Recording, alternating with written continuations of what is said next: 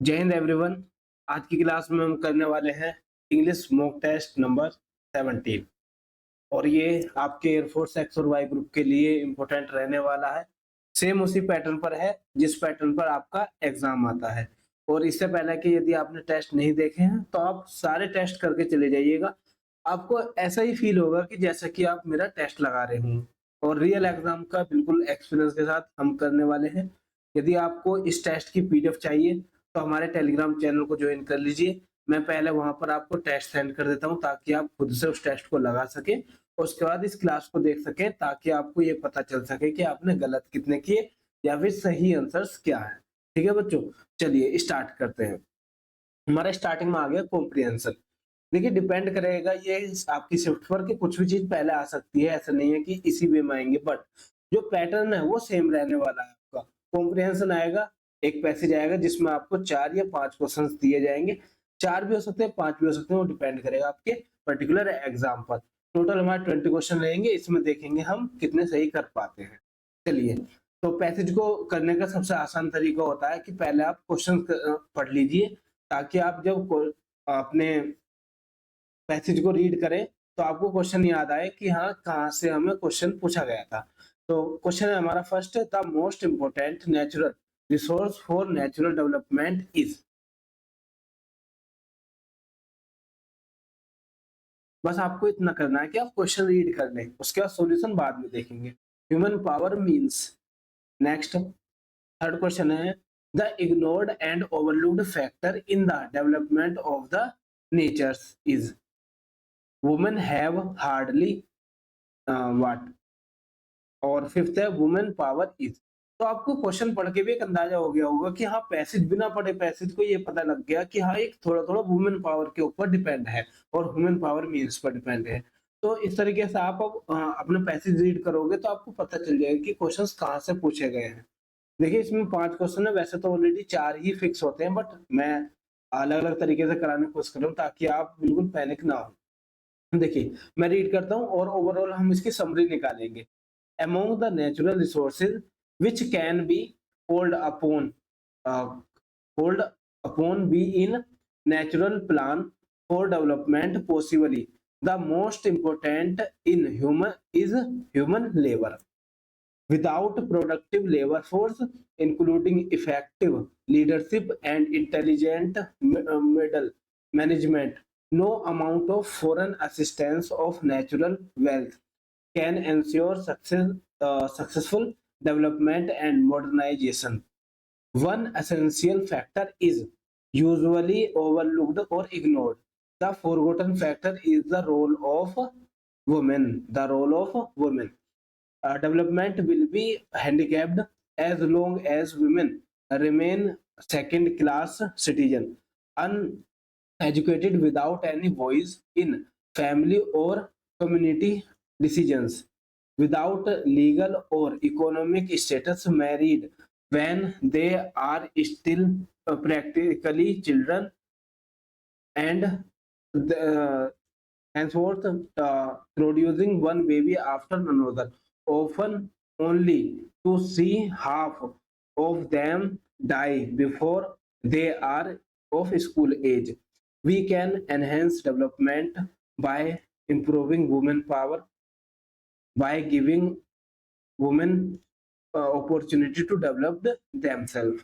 अब इसे आपको पढ़ के एक बात समझ में आ गई होगी कि ये टोटल आपको बताया गया है कि नेशनल डेवलपमेंट में वुमेन का रोल होना भी इम्पोर्टेंट है और कहा किस किस चीज में वुमेन पीछे रह रही है, क्यों इग्नोर की जा रही है और हम किस तरीके से उनकी पावर को इंक्रीज कर सकते हैं, उनका यूज कर सकते हैं। ठीक है बच्चों, तो इस तरीके से ये ओवरऑल हमारे पास समरी आ गई। तो अब आप फर्स्ट क्वेश्चन पढ़ोगे तो आप आसानी से क्वेश्चन लगा सकते हैं।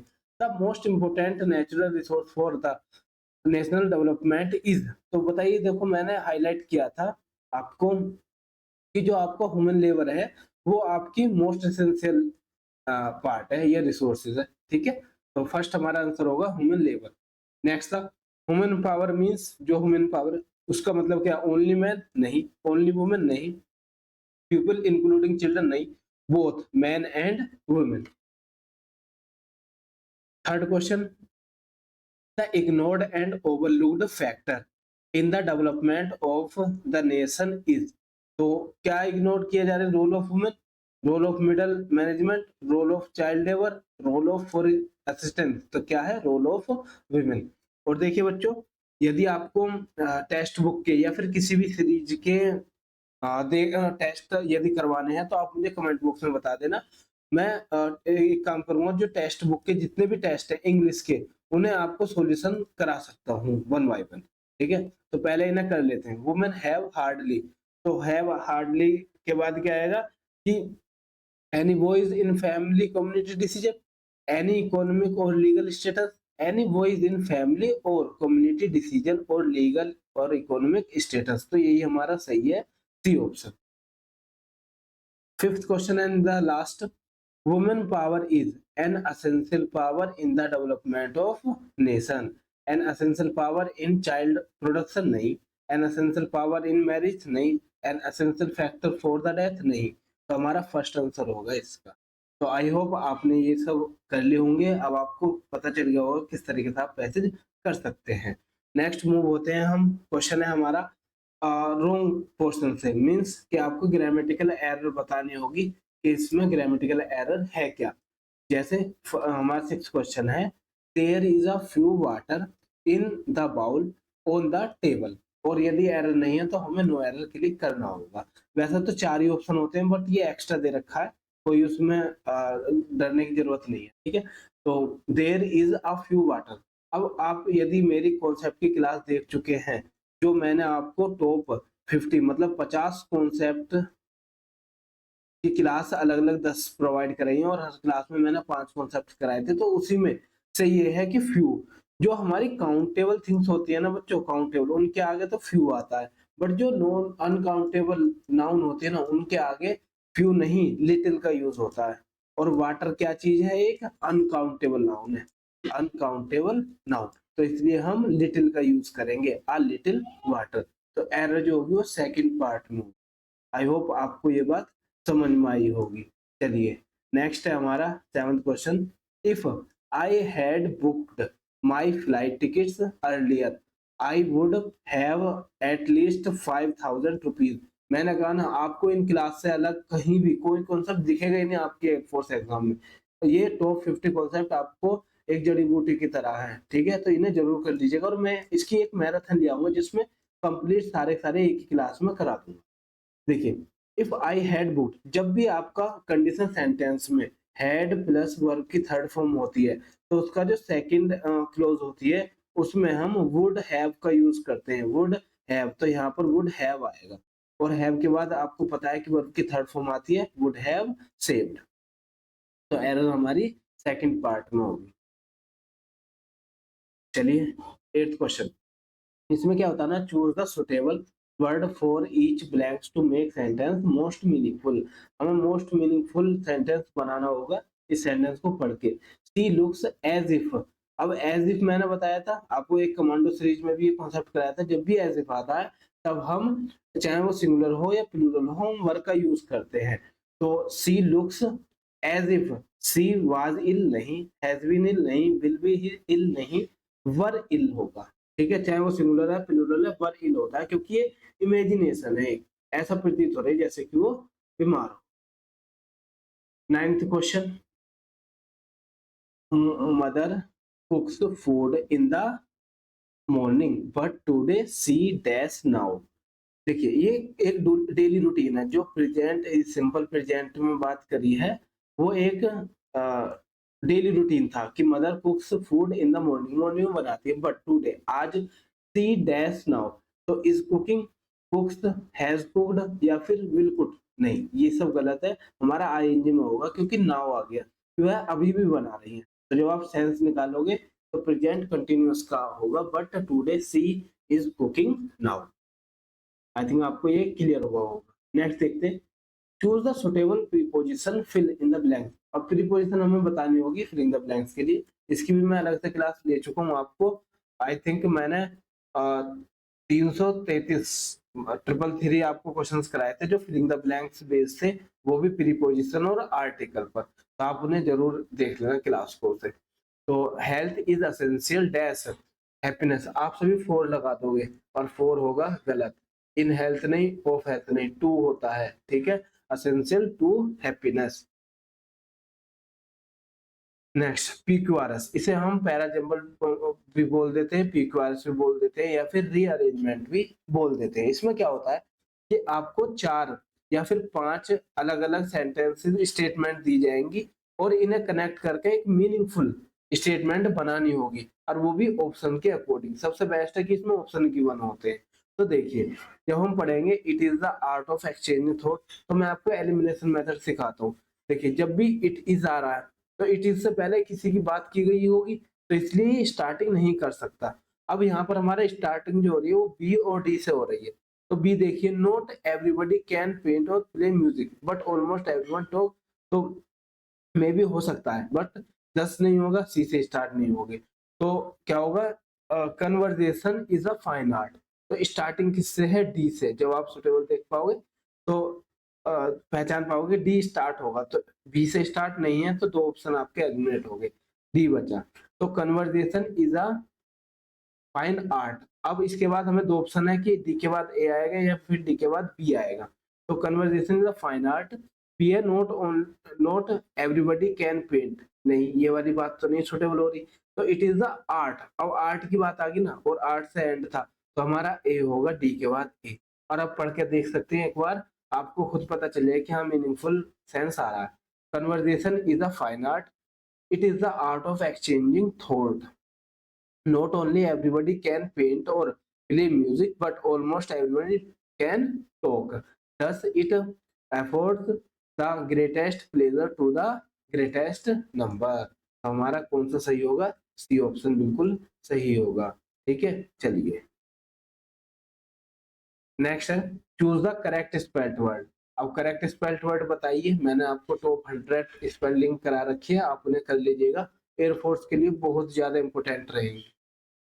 तो इसमें है डिसीव। तो देखिए, जब भी आप बात करते हैं ना सी, तो जो आई ई होता है, यदि वर्ड में सी है तो सी के बाद प्रीफर होगा ई आई आई, और बाकी सभी के साथ मोस्टली आपको अदर वर्ड कोई भी हो आई ई दिखाई देता है। ठीक है, तो यहाँ पर हम सी देखकर ई आई लगाएंगे, तो डिसीव ये वाला हमारा सही मीनिंग होता है, सही स्पेलिंग होती है। बाकी आप चेक कर सकते हैं, तीनों स्पेलिंग गलत होंगे।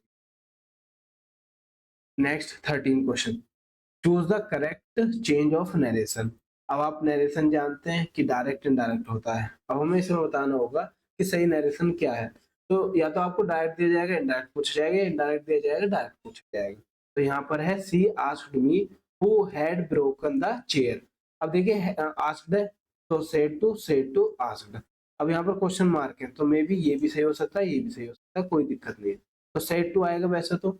अब यहाँ पर हैड हुआ है, तो हैड हैव का होगा, बट यहाँ पर हुआ है तो सिंगुलर है, और सिंगुलर के बाद हैव नहीं होगा, ये तो प्लूरल होता है। और हैड हुआ है तो इज भी नहीं होगा, इसका वॉज होता है। तो और ब्रोक्स यहाँ पर आपको सिंगल दी जाएगी, यहाँ वॉज आएगा इसके चेंज करने पर वॉज। तो एक ही चीज बची हमारे पास, ही third option, he said to me who has broken the chair. तो जब भी हैड होता है वो हैज या हैव का होता है, हैज या हैव का चेंज होकर इंडायरेक्ट में